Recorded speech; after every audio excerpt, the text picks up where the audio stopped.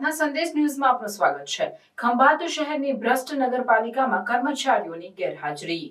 ખંભાત નગરપાલિકા વારંવાર ચર્ચાના ચકડોળે ચડી ચૂક્યું છે। ત્યારે 11 થી સાંજે 5 વાગ્યા સુધીના કર્મચારીઓ નોકરી પર આવવાનો ટાઈમ હોય છે, પરંતુ આ નગરપાલિકાની અંદર તમામ કર્મચારીઓના ટેબલો ખાલી દેખાય છે, તેમજ અરજદારોના કામ ટાઈમસર થતા ન હોવાના કારણે ઘણીવાર અરજદારોને ધક્કા ખાવા પડે છે। નગરપાલિકાના ચીફ ઓફિસર ઘણા સમયથી નગરપાલિકામાં હાજર હોતા નથી, તેમજ નગરપાલિકા પ્રમુખ તેમજ ઉપપ્રમુખની પણ નગરપાલિકામાં હાજરી હોતી નથી। ઘણી વખત વગરની આ નગરપાલિકાની કોઈ જવાબદારી રણીધણી વગરની આ જવાબદારી વ્યક્તિ ન હોવાના કારણે પ્રજાને વારંવાર તકલીફોનો સામનો કરવો પડી રહ્યો છે।